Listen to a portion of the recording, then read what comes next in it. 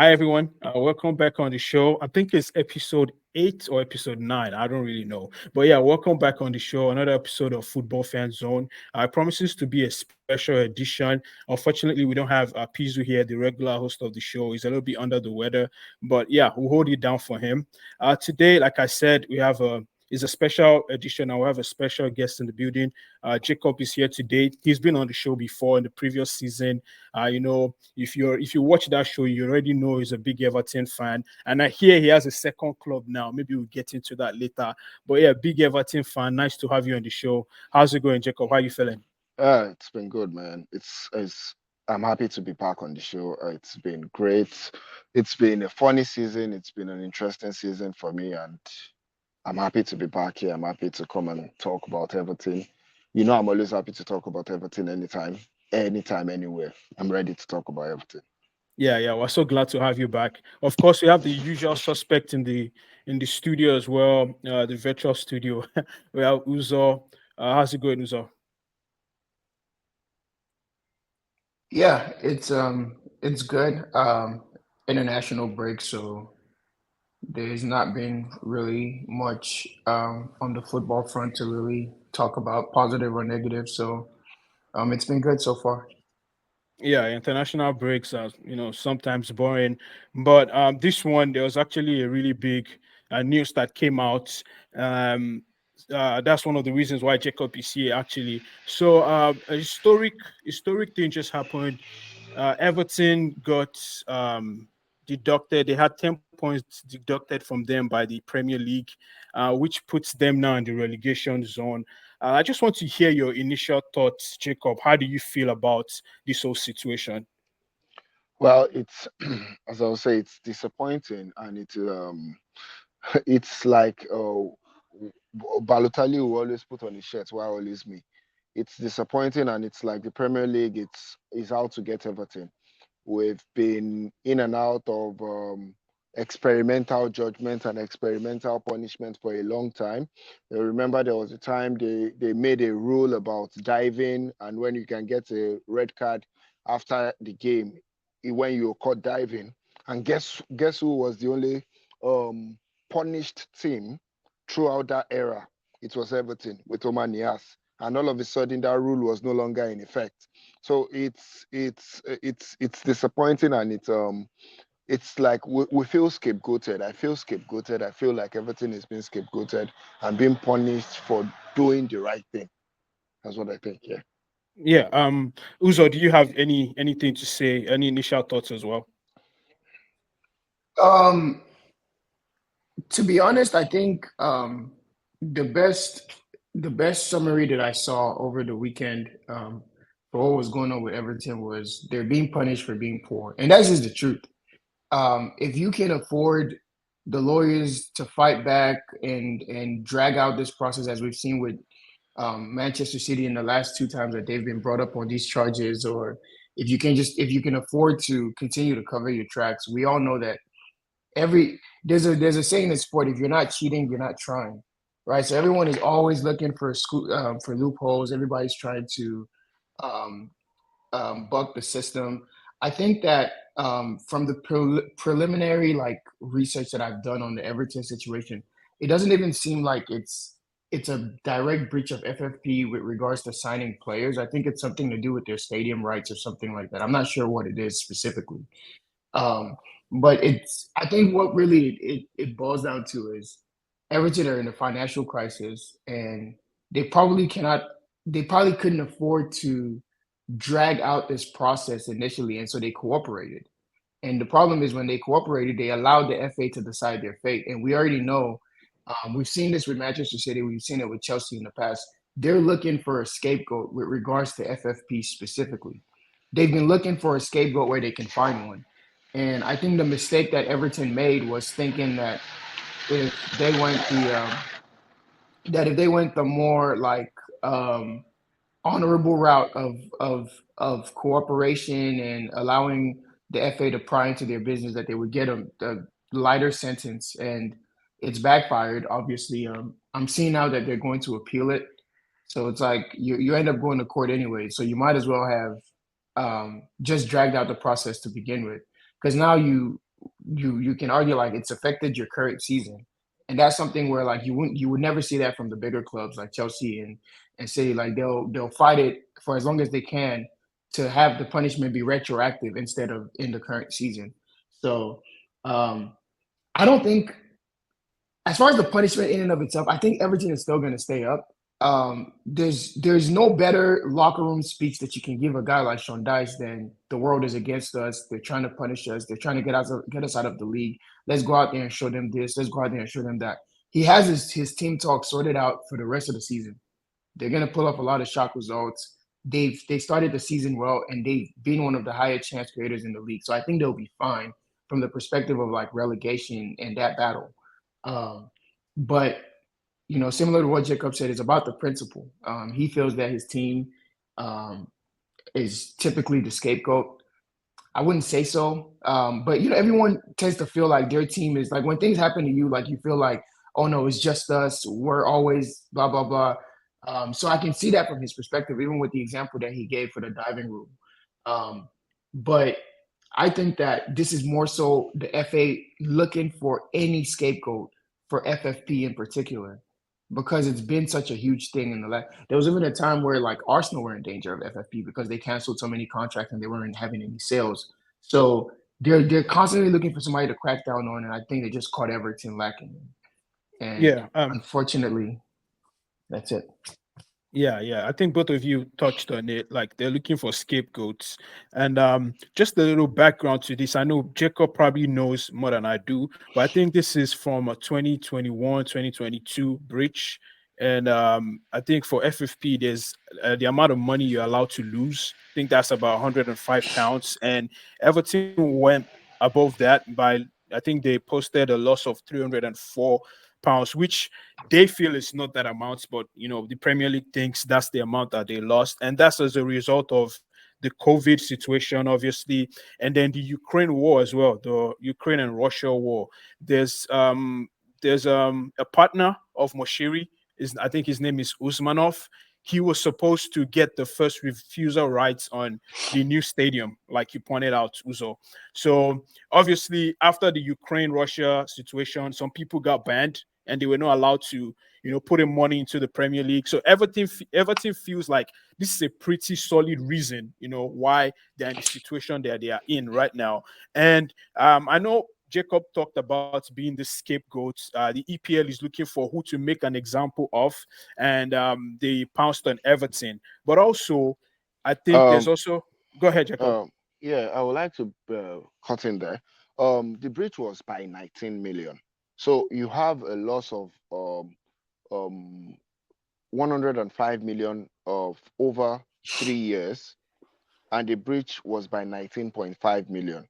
We when we were about to make the breach we reached out to the Premier League even before our expenses surpassed that, and we discussed mitigation methods, and one of the mitigation methods was to make 60 million by June 30th of last season, of the by the end of last season or the beginning of this transfer window by June 30th. And we sold Richarlison to Tottenham for the exact amount of 60 million. We could have waited out the transfer window and got more, but we sold him for 60 million just because of this.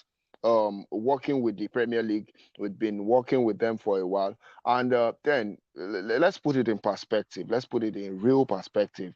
In 2013, Leicester City had these same sustainability problems when they were promoted to the Premier League, and they spent 21 million past the regular loss threshold, and they were punished in 2018 by fining them 3.1 million. So for the same breach. Now, why does this rule change from time to time and per club? It's disappointing that there's no yardstick, or there's Yeah. no set rule. Then let's also put it into perspective. If you go into administration, the highest you can be docked is 9 points. Yeah. So why should a solvent club be docked 10 points when we did not make the loss to gain any point advantage because it was not on transfers. And to put the Moshiri thing into perspective, Moshiri's company USM is the sponsor of our training ground. It's called USM Finch Farm. That's about 8 million in revenue per year. It was stripped off automatically. It's Megaphone, his company Megaphone is it was the sleep sponsor for the team. It was also stripped off about 6 million in revenue. Then we also had the first refusal right, 30 million stripped off in that same year, meaning that we wouldn't have made a loss. We wouldn't have made a loss. We would have actually been solvent based on those transactions already on ground. Now, so it begs the question: are you talking about? Are you trying to get teams to make profits and be between the financial threshold? Because, for example, if Everton was to finish, let's say, 13th with our season's performance, and with the 10 points docked, we'll probably finish maybe 17th or 18th. It also means that we will lose revenue in amount of about 10 million in prize money revenue and TV rights money based on our position. It means that we've lost points and also lose revenue.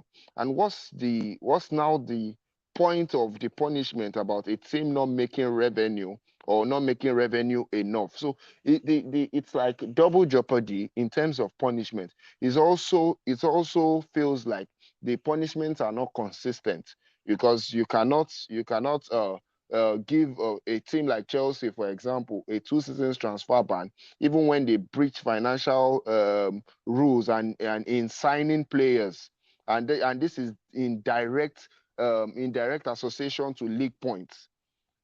You can give them transfer ban, not point deduction. And Everton that But did is that not the do same that. as so is that the same as FFP though? That's not It's posting not. losses, right? Yes, it's not the same as FFP. This is actually gaining advantage in the football itself.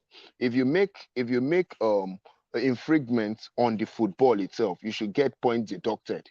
If you make infringements on financial losses, you should get financial punishment. That's what I think is fair. But at the end of the day, it's not what I think. But then the Premier League on its own has lacked consistency with whatever, and they are sending a clear message.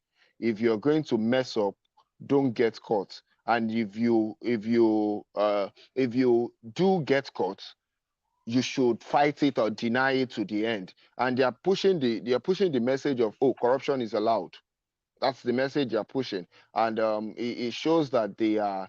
It also shows in, for example, the Saudi deal that bought Newcastle. The Saudi deal that bought Newcastle, we also see that a lot of external influence, external forces, because if it was a normal way, the normal way the approval processes go, the Saudi conglomerates wouldn't have been able to purchase Newcastle in the first place. But it means that the Premier League has been compromised. It's corrupt. It's showing that they do not give the right punishment to the crime. It's just look at the perspective going into administration -9, breaching FFP, one charge on FFP by 19.5 million, 10 point breach. And then this was the appeal we put forward. We had a highest transfer player that had problems with the law, a 45 million player in Sigurdsson that had problems with the law over 2 years, and he was eventually acquitted. We couldn't make sales on the players, and he was being paid his salary. We had monies that we already sponsorship, not sponsorship we were expecting, sponsorship we already had in place, stripped off because of a political incident. This is not a sporting incident, it was a political incident. So external factors and we also put into consideration that the amount of the 105 million for loss was placed about I think 12 years ago, which with inflation in place, the true value of 105 million currently is about 145 million. These things too should be adjusted on their own part because value of money is not what it used to be. So we put out our appeals, and they decided, no, we are not reading that. It's not of interest to us. We need to punish you. We are going to punish you. I like the punishment at this point in time because I feel it will be motivation enough. And I think I have this feeling that by weekend we'll be out of the relegation zone with the Man U game. Uh, uh, uh, uh, You think uh, so? yeah, I think so. Um, the players are highly motivated, Yeah, and Goodison Park is not a good place to go to right now. It won't be a good and place all season. even for Everton going away, it's like away is the new home right now, and we are like getting confidence at home too, and we've been managing to score three goals away. It's been fun. It's been fun to be an Everton fan.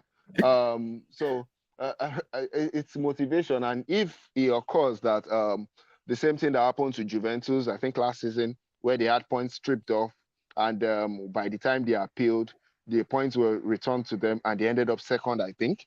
um, if it does happen, I wouldn't want. I'm sure the other clubs would not be happy because Yeah, we'll probably will finish way higher, even with the motivations we have right now, and the players yeah. are really pissed right now.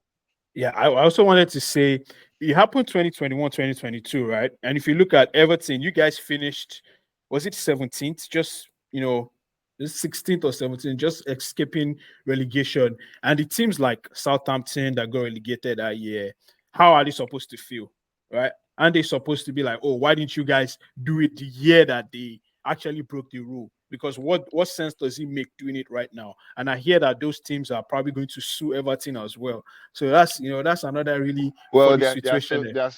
their suit is so funny because it's according to the Premier League bylaws, you cannot sue teams. You can sue the league, but you cannot sue teams. And in any case, I think Southampton's case will be frivolous because even if they docked 10 points from Everton, we would have finished ahead of Southampton that same season. So Southampton's suit will be frivolous. Leicester City, on the other hand, has had a case something similar to this situation, and I don't think I don't know if they will be joining in on the suit. I think a club or two decided to pull out on the suit, and since we did not gain any sporting advantage with the breach, I think the case is just to buy attention away or take attention away from the Premier League's whole incident. So we'll be fine on that front. The case is Okay. nothing. Yeah, let me get Uzo's thoughts on. Obviously, Everton had one charge and they got deducted 10 points. There's a certain team that has 115 charges against them. If the Premier League remains consistent, or what do you think is going to happen? Do you think we'll eventually see a situation where Man City will also get points deducted? Some are even saying that Man City might get relegated to the second division. Do you think like that's actually going to happen? Um, Obviously not. Um, here's the thing, right? And Jacob kind of mentioned it during the tail end of his explanation.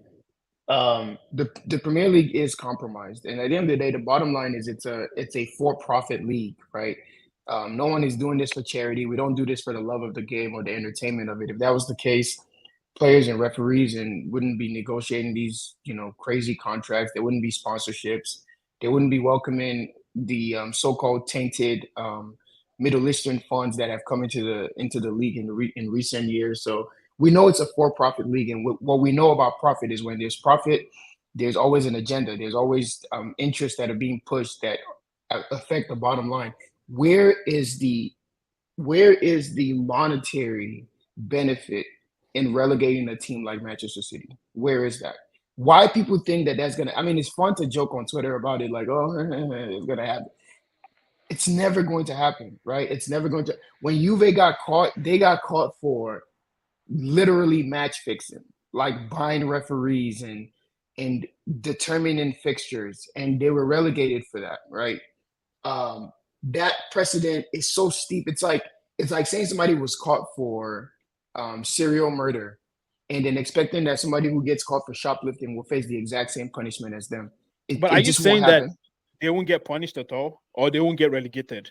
Is that what For I'm one, trying to? I don't think the Premier League is gonna. I don't think they're gonna win their suit against City. I don't think so because I think that City has more money than than an Everton or than even a Chelsea at this moment in time.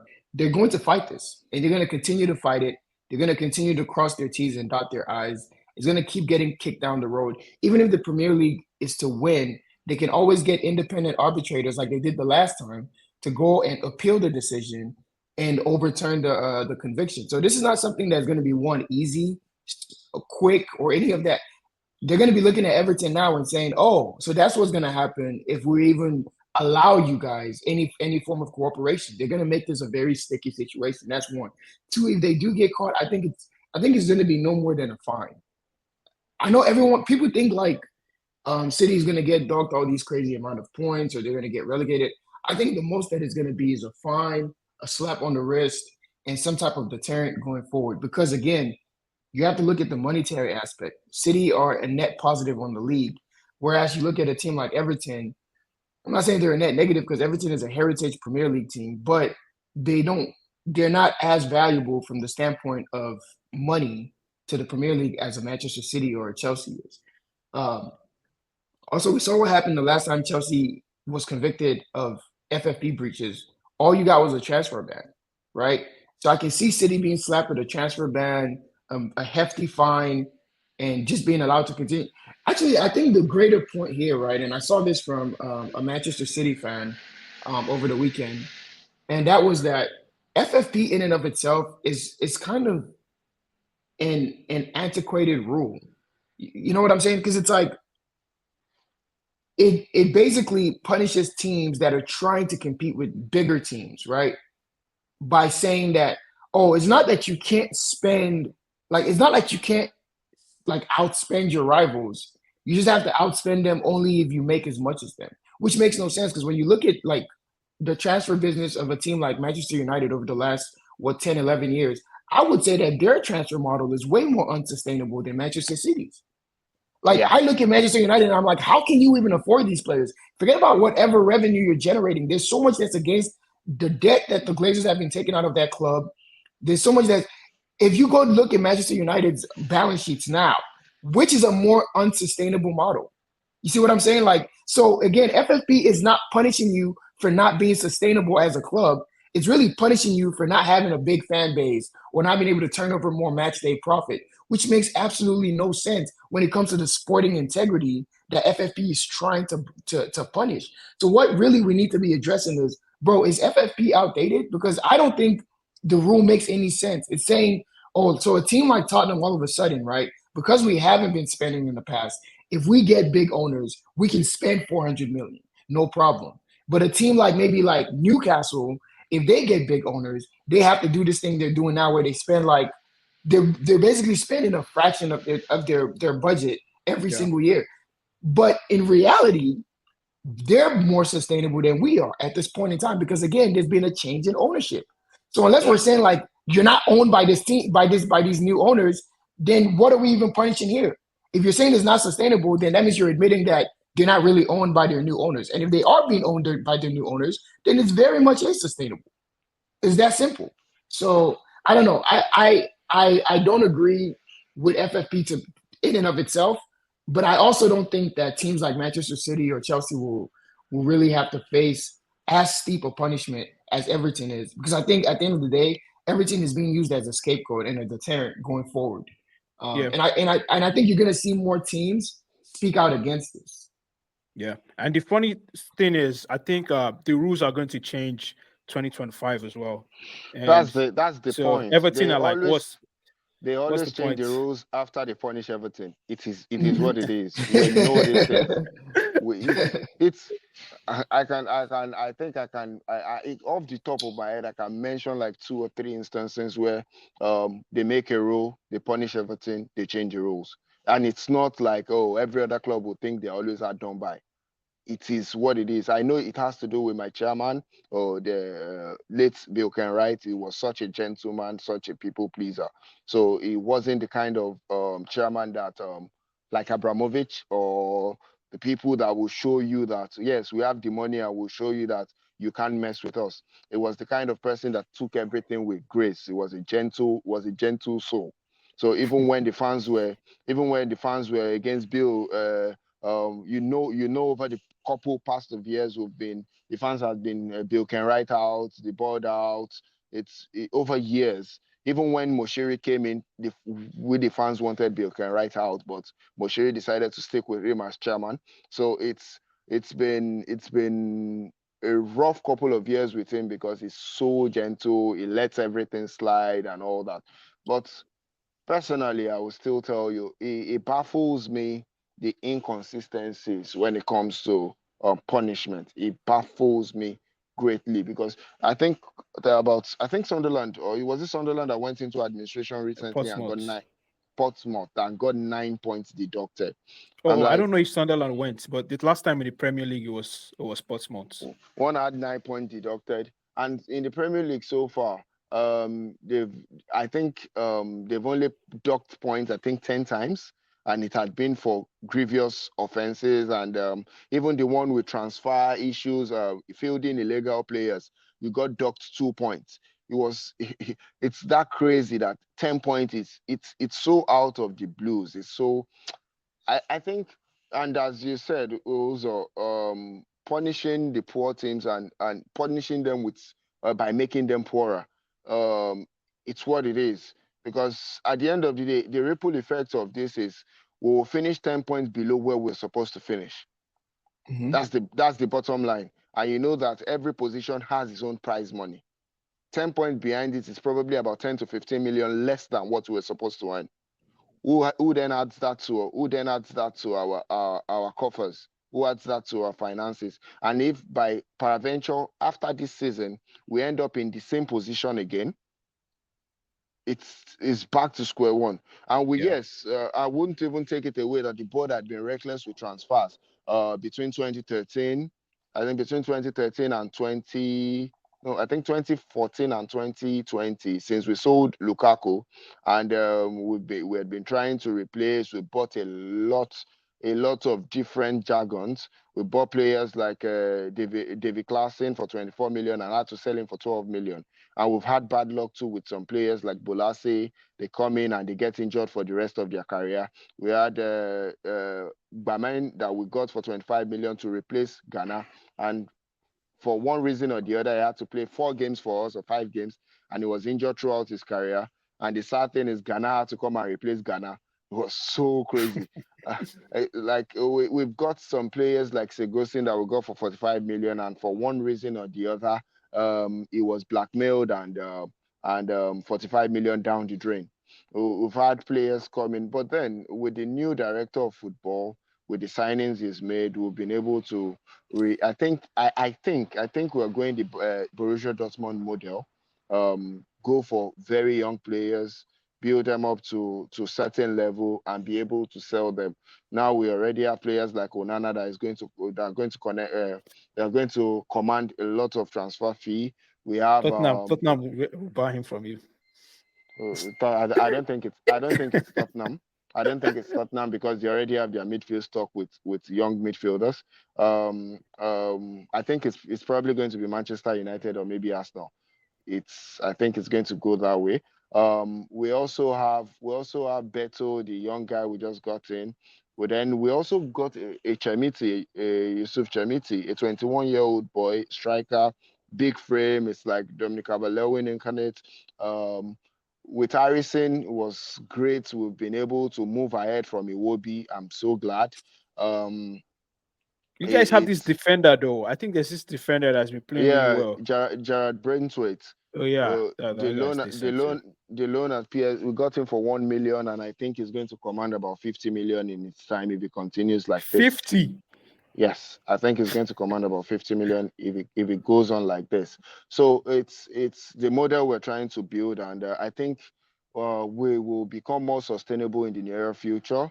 Even though I'm not so sure about the new chairman or the 777 as a conglomerate coming in. I'm usually skeptical about American owners in football. So I'm not so sure about them. I would kill for Saudi money right now, the tainted Saudi money. But but it is what it is. The prospect of the new stadium, increase in revenue. It's everything is looking up for us right now. The 10 points is just a motivation, but it's also annoying that we have to go through this dance. Yeah, I hear you. And now, from everything you just said, can I get a prediction of where you think you guys will finish this season? Well, I think we'll finish. I think as of the last time we spoke, I said mid-table will be good for me, Yeah. but I think we'll finish between 13th and 17th.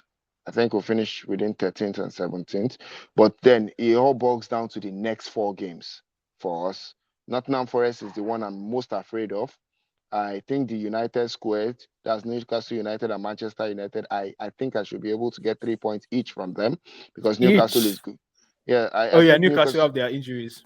yes, they are going through their injuries, and I checked through their injury list and I see that it's after my game that most of them will be back, and especially Wilson, that is a thorn in Everton's neck. Bournemouth, Newcastle is always there to score us. It has been a thorn in my neck. He's out too. So I think with the defense of Manchester United and the fact that these teams decide to use possession, we will be able to get quick counters and get those goals. And I think we can get our 3 points. I think we can even score 6 goals against both of them, 3 each. Okay, you're talking big now. You're talking big. Okay, but let me say before, let's say before the 10 point, I knew you probably knew that you guys were going to get deducted. You said that beginning of the season, like there's a probability that you guys might get deducted, and you think you guys will still stay up. But if you guys didn't get that 10 points deducted, where do you think you'd have finished? Do you think you'd have been able to make the top uh end of the table? Yeah, Like, with our the way we were going, because in the last 9 games, if you check, in like last 9 games across all competition, we've won 6, drawn 1, lost 2, and the 2 we lost, Luton, was because we went against our playing philosophy. We decided to play the ball, and they decided to do an Everton on us. They decided to hold it, and they got those quick goals. And the game against Liverpool was that game. You all saw the game, and you saw that yes, Ashley Young's red card was duly deserved. But before Liverpool scored that goal, Konate should have been red carded too for a second offense, and the game would have come out with a different tempo with 10 against 10. They wouldn't have been able to sub in more strikers as they did. They wouldn't have been able to change the tempo of their game as they did if we had played 10 against 10 to finish the last 30 oh minutes. man, I wish Pius was on the show Uh, today. so it was.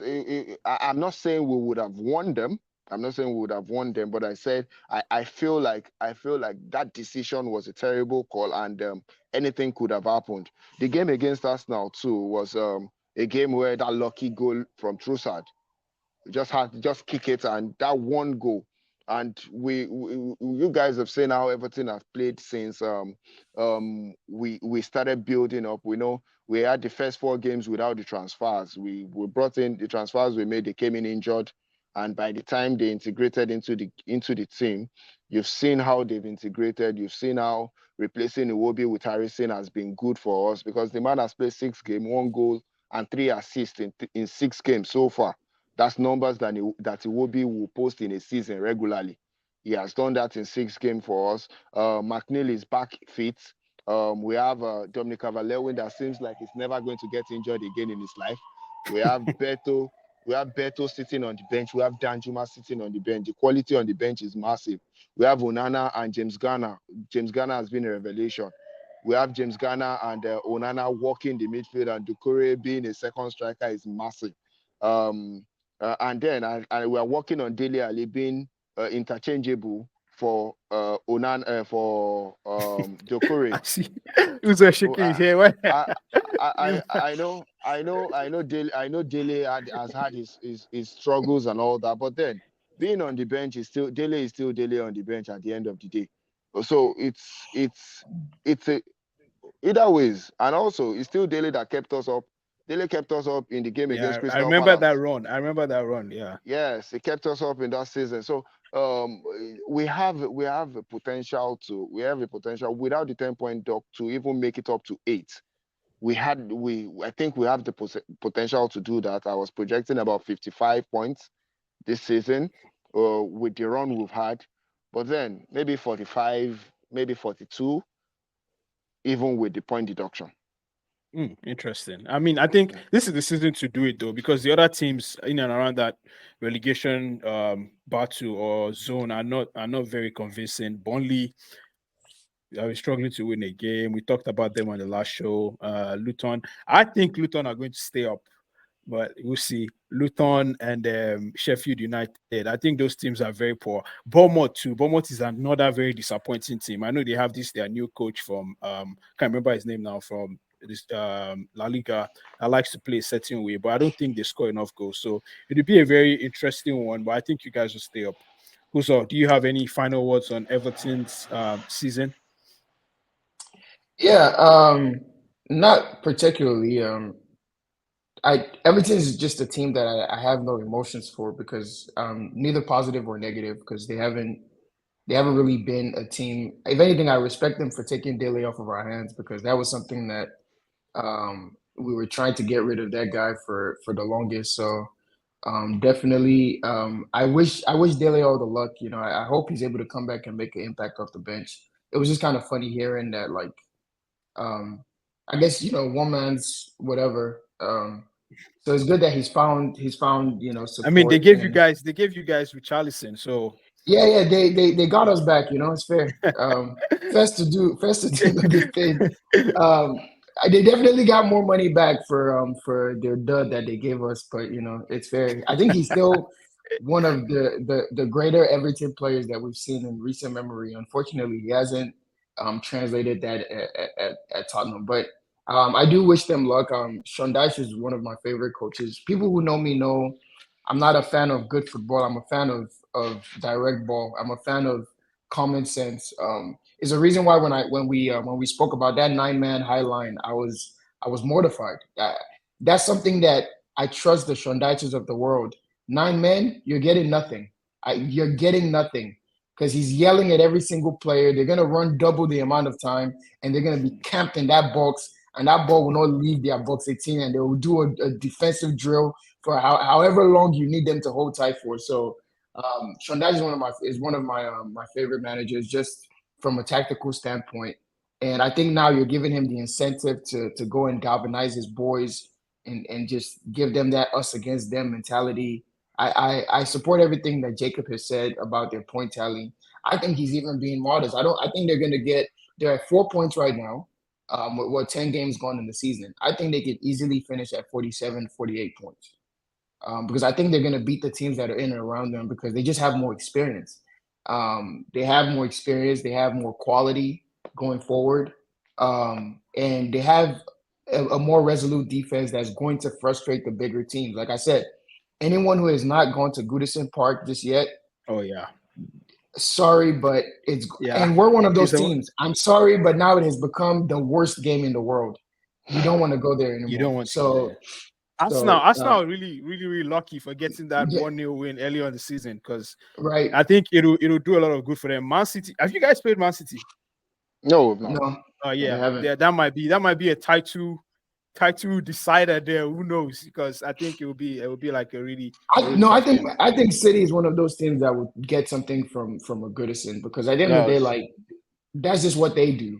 But for teams like us that are in and around top Yeah. four, mid table, you're not getting anything from that Goodison trip. It's going to be cursed. So from that perspective, I'm sure most Everton fans back. I think after what they've seen in the last 2 seasons and the amount of fight that the team has shown, when they absolutely should have been relegated at least once out of the last 2 seasons, I think you can see that there's a mentality now, right? And then you couple that with a Sean Dyche who is an expert at this. There's a mentality there. They're absolutely not going to be relegated. I think they're going to have a pretty decent season. So, yeah, I don't have any retorts to what Jacob has said, and just wishing him luck. Yeah. Okay. All right. Well said. Awesome, guys. All right. So the second part of the show, this first part took longer than expected. We said from last episode that we're going to try to make our Premier League 11 of all time. So the way we're going to do it is I'll call out the positions, and each of you give me your guy for that position. And if we can't decide who, Jacob has the final say on who gets the nod. So we'll start with goalkeeper. First of all, I think we should go. What formation should we do? Should we do 4-3-3? I think that's the 4-3-3 is good. Yeah, 4-3-3. Okay, let's do 4-3-3 then. And I'll say the way I'm deciding it is eye test, honors. Yeah, just eye test and honors, like a marriage or between the two of them, right? That's the way I'll pick my team anyway. So it's not heavily reliant on stats alone, also how they played. I might probably be biased too. So okay, yeah. There has to be a little bias in there for sure. Yeah. So goalkeeper, best goalkeeper in Premier League. I think that one is not debatable. We all know it has to be Peter Cech from my perspective. I'll ask Uzo first. Who do you think should be the goalkeeper? Because I'm going to be consistent with my my judgment of best player and what I use to determine that. I'm going to also go with Peter Cech. Okay, Jacob. So we both have Peter Cech. Who do you have? Yeah. That's all I had. All through the session. I think I consider. I was looking at Van der Sar. I was looking at Kasper Schmeichel. Is it Peter? No, Peter Schmeichel. Peter. Yeah. Peter. I was looking at Peter Schmeichel, but then I didn't get to see enough of Peter Schmeichel. And, Same here. So I don't want to be those people that will say, oh, based off the records. But I got to see a lot of Peter Cech, and over the years, yes, he is, he would be. I think I'll give a special shout to Ederson and Alisson. I think because they're still currently playing. They don't do that. They don't come close. No. What I was gonna say is I think because they're still playing, it's hard to really look at the encapsulation of their careers. Okay. But I think especially someone like Ederson, he's going to be looked back on very fondly because of some of the records that he's going to hold. But it's going to be. Well, I hold my reservations, but okay, I'll allow that. So we have. No, I mean, I test wise, Ederson won't be close, but some of the records he's going to hold when he's done. True. You just watch. That's true.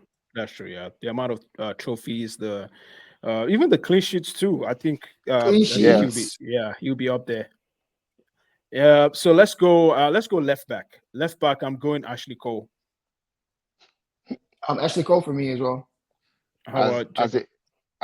Ashley Cole probably wins it, but for my bias, I'll say Leighton Baines. No chance. There's no chance. There's no chance he gets in the B team. But we have Ashley Cole in there. All right, so let's just do right back. I feel like right back is the more tricky one, right?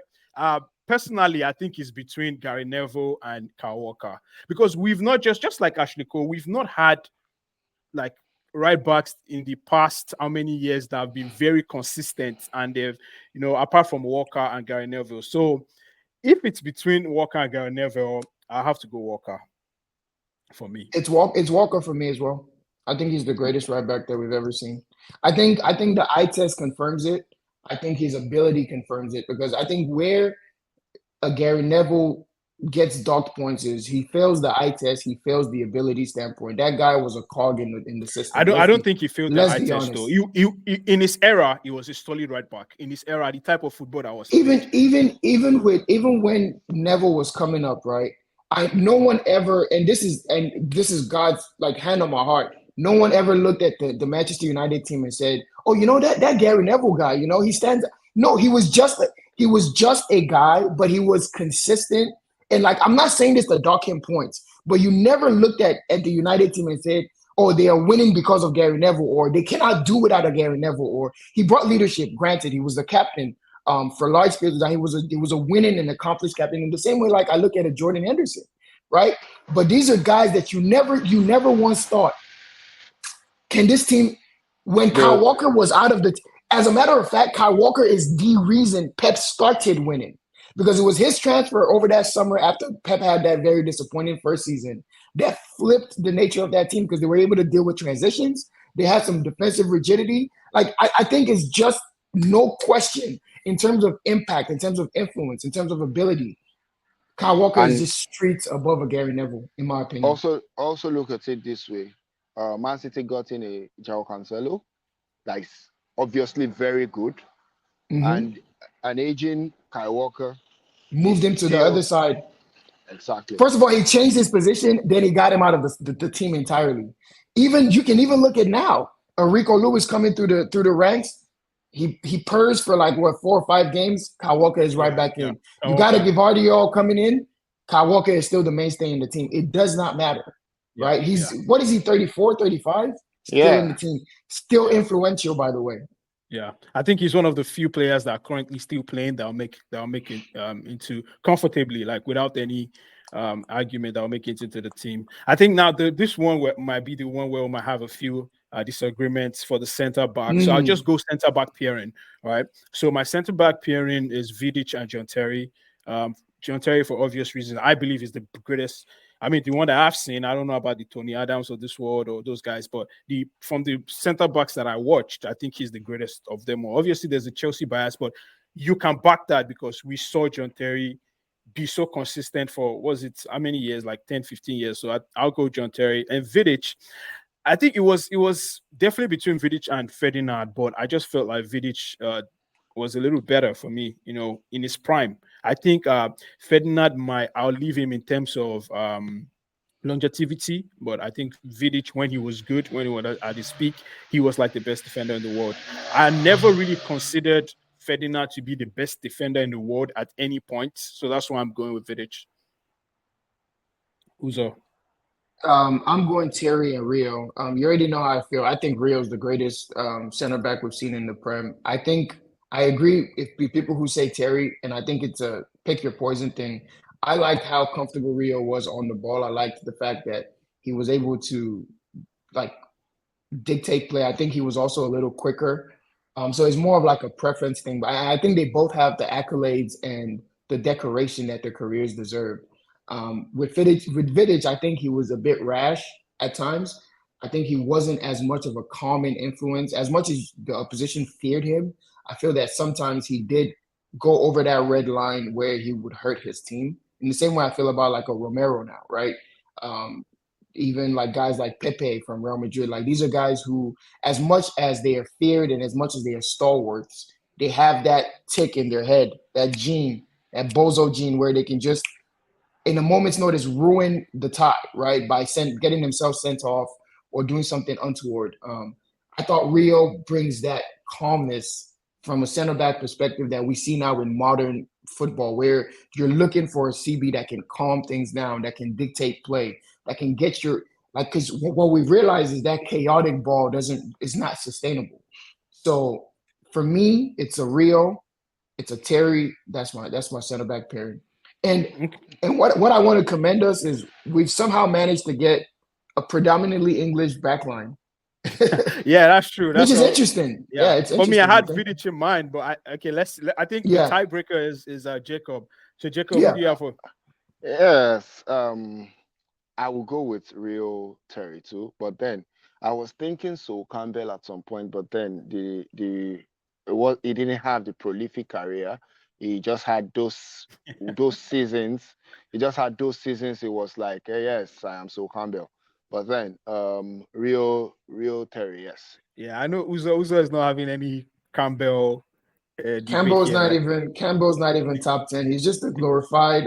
What's that guy from Leicester? He left to Arsenal. He was a solid. He's definitely top 10.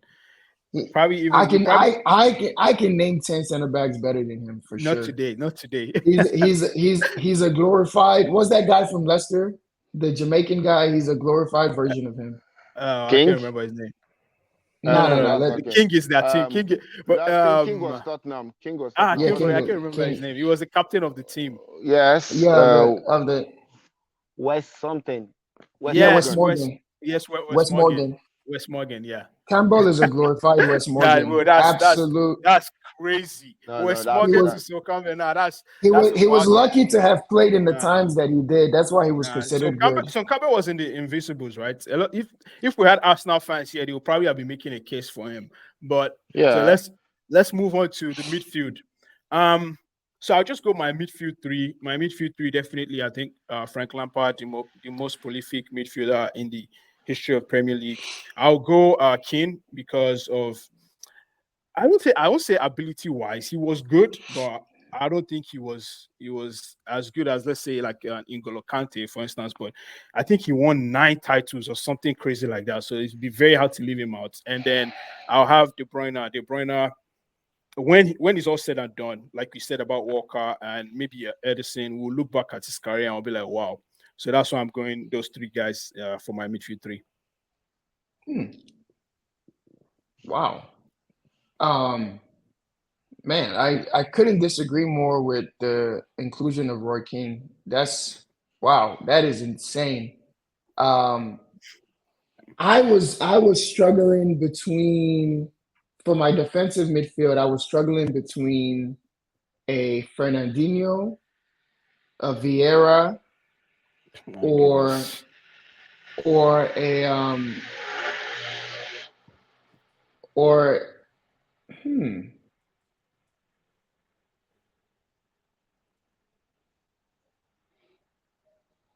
That Yeah, is a tough one, you know. you have to. I Should we come think back to you? if I'm not forced to pick a defensive midfield, then I would probably go Gerard Lampard, KDB as my three.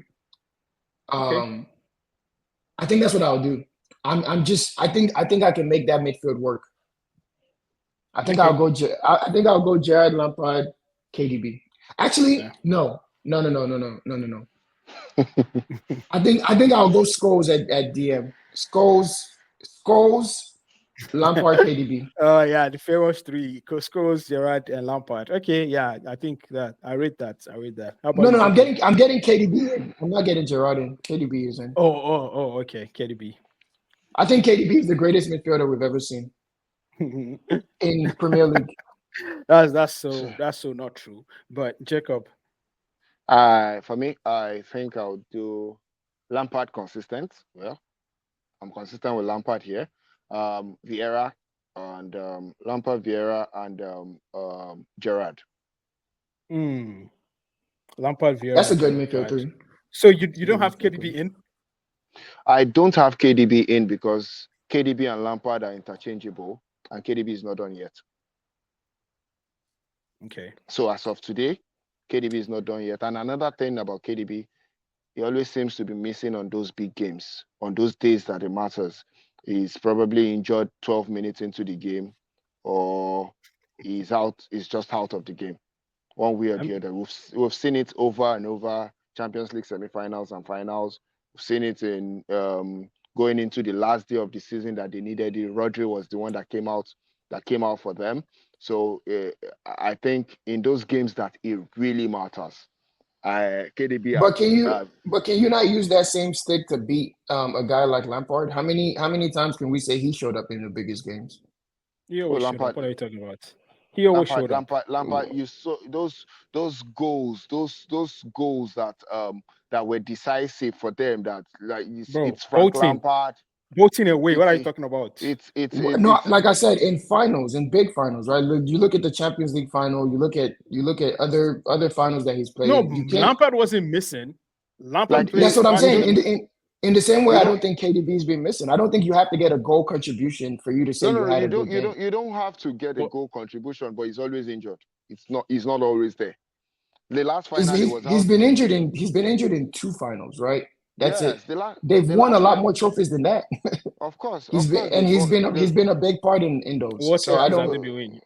Carling Cup and They, FA Cups, yeah, so it's which Lampard has also been. the I most mean, I read.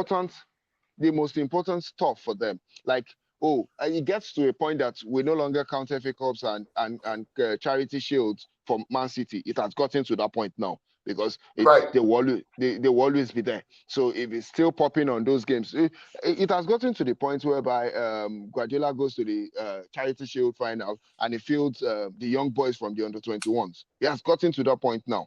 So if that's where he's always comfortable to show up, then I think when it really mattered, like when the stakes were so high, like the pressure was so much, he wasn't there. Not to say he would not be there in the future. But if a Lampard gets credit for Bolton away, for example, why does KDB not get credit for Bolton away was domestic? the Premier League. That was the Premier League on the line. But how many times has KDB been decisive in a Premier League title race? How many big six fixtures has he decided single-handedly? Right. I can think of Chelsea twice. I can think of Liverpool a couple times. I can think of United. Let's not even go to Lampard. You know how many big games that he has decided. That's what I'm saying. I'm saying this is not a knock against Lampard. This is just dispelling I think because of recency bias, right? People think KDB somehow doesn't perform in the big spots, but in my opinion, that's never really been a thing. If anything, he came up being a big game player. I think when KDB is done with his career, when we have this talk again, it will easily dispel Gerrard. It will from my team, from my three. It would easily be Lampard. Right, Lampard is untouchable in the midfield in the Premier League. It will easily be. 11 I don't know what you're I think Lampard is the highest goal scoring midfielder of all time. Ever. Like KDB cannot even come close. He might. We don't know. He's still quite young. How many years does he want to play? He can't. My thing is using goals as the yardstick. I don't think Lampard is the greatest midfielder that's played in the Premier League. And I'll just but again.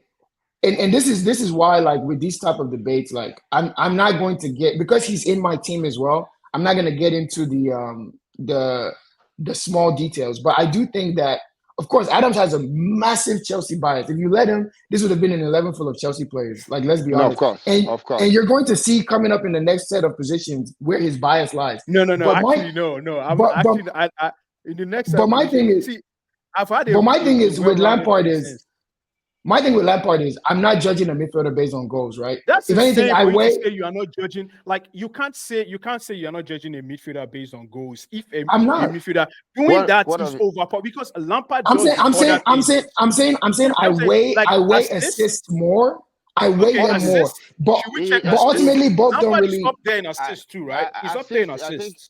That's the thing. So like he does his job well, and then now does extra. So how would you say he's not? I think it's top four. I think it's top 4 in all-time assists in Premier League too. I think. But then you look, at a KDB, right? It's ridiculous. The numbers are ridiculous. If you go look at his GA, it's like no one's close, right? And he's still playing. He's still playing. That's why he said. That's why he said he's going to, like, in the future, Lampard has to be there. Maybe KDB. Then he's not putting Gerrard. I don't think anybody should have a problem with that. Because I wouldn't expect Jacob to put Gerrard in anyway. I actually think, looking back on my decision, I think it's going to be Vieira, Lampard, KDB, because really, when it came to it, Gerrard slipped. So let's just. I think. Okay, let's keep it. We're talking about Premier League here. Gerrard didn't win. Yeah, bro. There's no way Gerrard makes it into the midfield. There's no way. There's no way. And Scholes, bro. Scholes. I think Scholes even scored more. I might be wrong. But Scholes had like 100 and something goals, and Scholes had that kind of season. He has that kind of career. He had a wonderful career. But I think, it will be for. I think now, looking at it, it's going to be Lampard. Vieira will stay. The thing about Vieira is, like, it was too short to have such. How many seasons did he spend? It was too short to have that sort of influence to become the best. In those short seasons, he was a monster in that midfield. He was whatever. People look forward to Roy Keane Vieira battle during the Manchester Arsenal game. It was like. At some point they called it the Vieira position. Another person I could look into to put interchangeably with Gerrard, with Vieira, I think is Makaleli. But that's the thing. It was too short too. Makaleli's stint was too short. But I would just give it to Vieira. I'm not going to pick another Chelsea player for that position. For me, Vieira, KDB, yes. Vieira, KDB, and Lampard. Yes, I've changed my mind. Yeah, so we're going with what you say then. Then for the front three, my front three is Thierry Henry, Rooney, and Cristiano Ronaldo. Um, so I'm gonna go. I'm gonna go. I'm gonna go Henry on the wing, of course. Because I think. Well, this is much tougher than I expected. Yeah, it Because is. if I put Henry on the wing, then now I have to. Don't want to get him in. I think I'm gonna go. Bro, this is the longest we've gone. I don't think I should trust Aguero. Okay, you know, I think I'm gonna go. What was yours? Henry, Ronaldo, and Rooney. Yeah. I think I'm gonna go Henry, Rooney. I think I'm gonna go Henry, Rooney, Ronaldo. Same. Yeah. Um, Same. and well, actually, you know what? I'm gonna go Henry as striker, and I'm gonna go Ronaldo on the left and Salah on the right. That's what I'll do. That's what I'm doing. For me, So who I'm did you leave going out? You left Ronaldo out, or you left No, Rooney Rooney. out? Yeah. That's insane. That's insane that you do that. for me, I'll go Rooney, Henry, Alan Shearer. Thierry Henry doesn't make your list. No, he Rooney- put Henry in. I- He just didn't put doesn't Ronaldo in. Ronaldo doesn't How make my does list. Ronaldo make your list? So Alan Actually, Shearer take out Ronaldo for me and put That's Rooney back in. insane, man. That's Ronaldo's how would out. you have Ronaldo? Ronaldo has to be the first name on that No, list. no, it doesn't because Ronaldo Not in the had Premier that- League. No, Yeah, he not had in the that Premier League. prolific. He had that prolific career for one season in the Premier League, and Yep. every other number that he had was outside the Premier It League. was outside of the Premier League. Yep. He won the Ballon d'Or playing for Manchester Yes, United he in the Premier did. League. That He alone, did. I feel like that alone should He guarantee. did, but Well, but, not but, alone because Michael Owen also won the Ballon d'Or, but I mean, if we compare what Owen did and what Ronaldo did, I mean, it's not no, even no, close. I think Salah has been better in the Premier League than Ronaldo was in the Premier League yes, he has. because he's just done way more, just way more. He's been Yes. here longer. This was his whole prime. It's unfair to punish But guys. Jacob has Hold on, Alan hold on. Shearer. Jacob has Alan Shearer. That's Yes, I fair. have a- That's I'm not mad at that. My thing is, it's unfair to punish the people who stayed and built the league because we had a once great player, right, an all-time great player who was here for a very short-lived amount of time. I just don't think that's fair.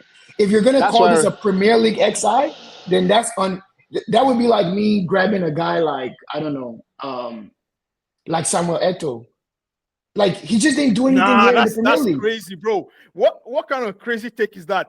No, because I'm saying Eto'o is outside when the I Premier talk League, about, but he didn't do another- anything here. No, I don't say that. Another thing I said about Ronaldo is, What do you mean? Don't say if that. you're What did looking- Eto'o do if you're here? looking for- if you're looking for influence, the people that Right. had influence in the Premier League, right? Influence for me is Thierry Henry when it was at Arsenal. You can go maybe Cantona at Manchester United, and you have to go Ronaldo at Manchester United, bro. You had to be there in that era, that Ronaldo era. That influence But was crazy. the- So yeah, it he wasn't had just influence- about he- the he had numbers, or influence. bro. He just had he brought He had something. So then you can. So different then. to So the Premier then. League. So then. What would be the difference between putting a Ronaldo in and putting an Erling Haaland in? What? Yes.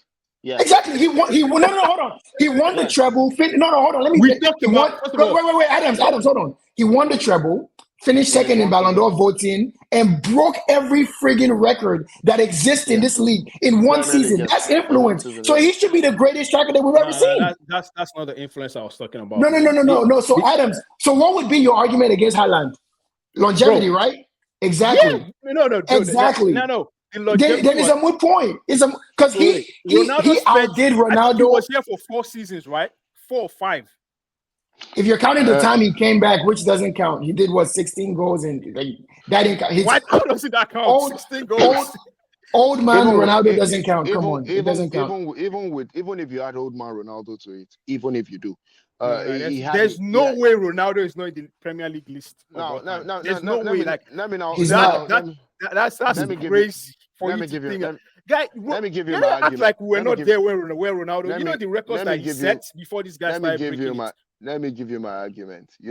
Rooney as a striker, I think has the most assists. I think in the league.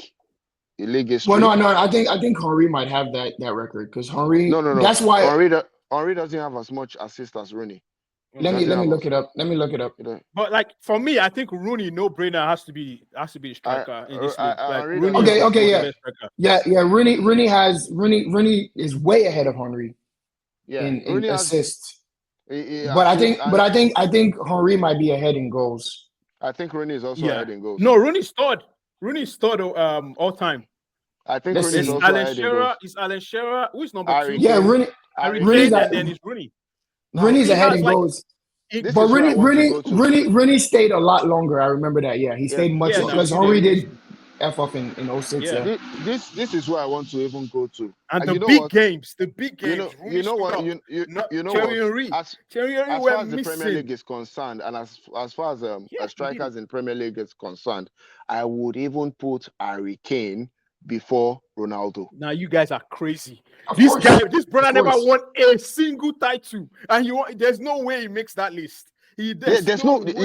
There's no way, bro. way. I'll put Drogba in front of Harry Kane, and I said what I said. Then it means that Drogba stays in front of Ronaldo. No, that's the thing. Come on. No. Wait, Adams, if we're going off of ability, the list will look a lot different, right? No. You have to marry everything together. It's not just one. And that's why Ronaldo does not have enough. You have to consider what they did, like the stats, the amount of goals they scored. You have to also consider what they won, right? You can't just stick to one and say, "Oh, you scored this goal." In terms of what they did, the stats and everything, Ronaldo doesn't have what Rooney and co have. He just doesn't. He simply doesn't. Yeah. In terms of ability, he's probably the most talented. No. Let's put him side by side with who you are putting him ahead of. You're putting him ahead of Alan Shearer, right? We're trying to make a table. We're trying to make a table of 3: ability, what they won, and what's the third one? Their stats. Their stats. Yeah. Yes. In terms of stats on that table, Ronaldo is number 3. In terms of stats. In terms of ability, Ronaldo is number 1. By far, yeah. By far. In terms of what they won, Ronaldo is number 2.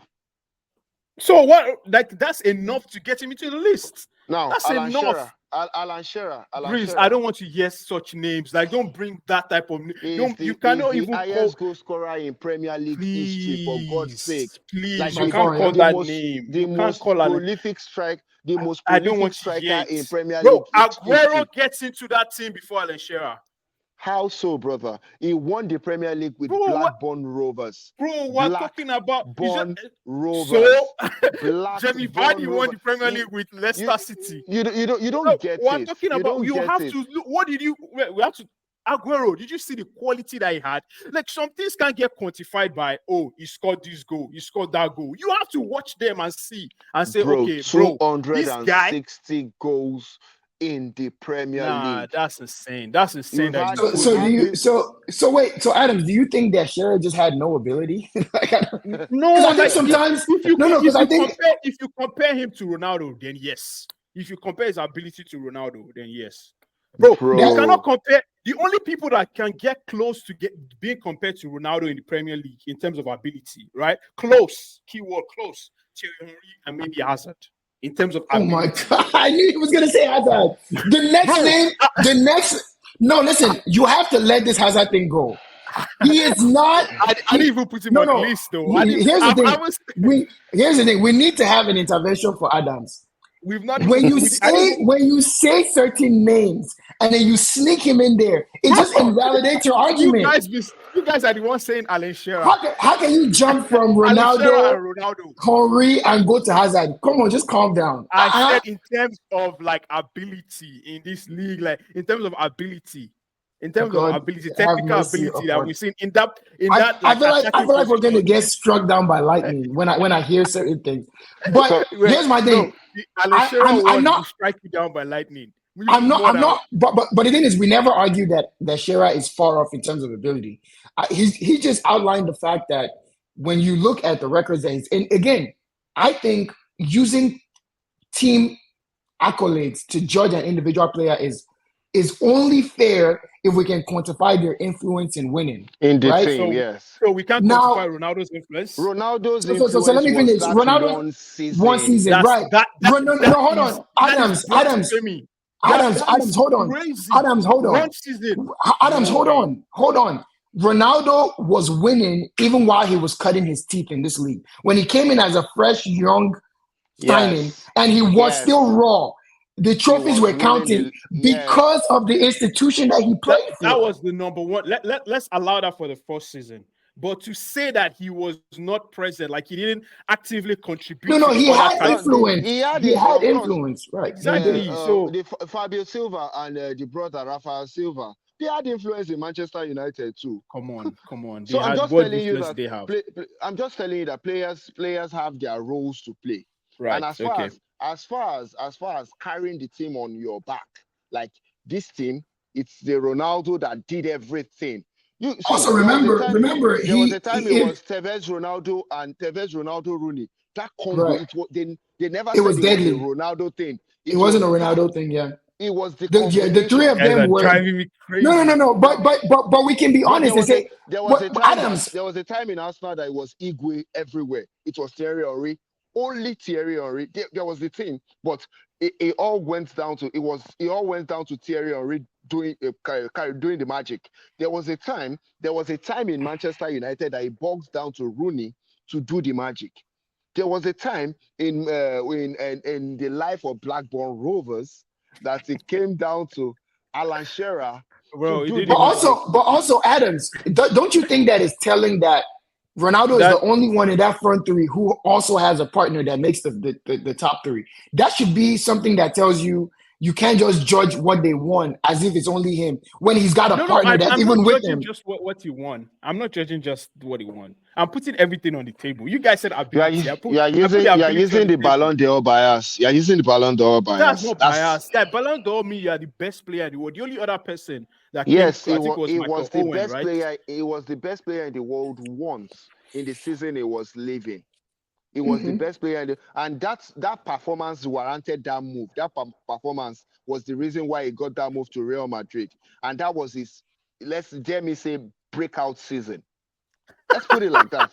That was Ronaldo's breakout season. Yeah, you guys in quotes. I'm not saying you have to take that. No, because Adams, because that was the season. No, hold on. That was the season that was his best season. Adams, hold on. Adams, hold on. That was the season where he touched the generational numbers that he went on to continue to replicate. Yes. Now, the season before that, he arguably should have won Ballon, but he didn't win because he wasn't touching generational numbers. Right, so he went back into the lab and said, "Oh, so not only do I need to play well, I have influence on the pitch. Man, you I guys need to be able to back numbers with it." Man. Go back and watch Ronaldo. The thing is, none of us are saying Ronaldo wasn't great while he was here. Yes. We're saying he wasn't here long enough to duck the people that were here their entire careers. It's just that simple. Man, I'm not going to look at a guy. Like if you say Mohamed Salah, right? I might say, okay, I get it. I went with Salah, Rooney, and Henry. I'm not going to sit here and then have you people remove Ronaldo and push Shearer or who or bro, Alan Shearer. I put Salah in. I put Salah in. Alan Shearer is the highest goal scorer in Premier League history. It just speaks for itself. We are talking about the striker. We have a front three of who? Thierry Henry on the wing, left wing, right? And Rooney on the right, and Shearer in the middle. That's for me. Okay, I mean you have the veto for this one, so that's the team. I personally doesn't make my team. No. Here's the thing. I want it on record because this is going out to the world. I want it on record. I don't have Alan Shearer in my front three, but Jacob has the deciding vote, so we're going with Alan Shearer. I just don't want it attached to me. Jacob on this one, you were saying, "Oh, how would we say?" I was arguing for Salah, but I also said that. I'm not gonna duck him points for saying a Shearer because Shearer has the numbers. That's all I'm saying. I'm sure you people will let the people decide. I think you need to watch Shearer more. You need to go watch Shearer more. No, I'll take nothing away from Shearer, but there are just certain names that if you call them, like it was just unfortunate that Harry Kane didn't win anything in this league. If not, I'm sorry, bro. For me, I would have picked Harry Kane. I mean, is it because Alan Shearer is bald? Is that the problem? No. You know what it is? Is he didn't have a recognizable celebration. I don't like that hand up running around. Like it's bro, just there's no all sauce. his goals were like almost the same too.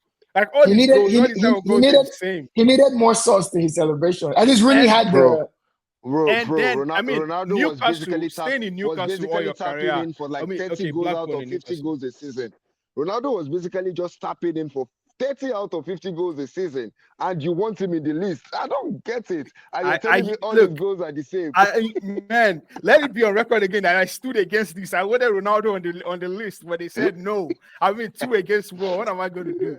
But my thing is, if we make a most talented EPL team, I think it'll look a lot different than it looked today. Yes, it will.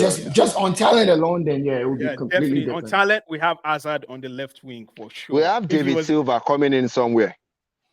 Yeah. Silva was. That's a good shout. That's a good shout. Yeah, Toure as well. Probably Toure.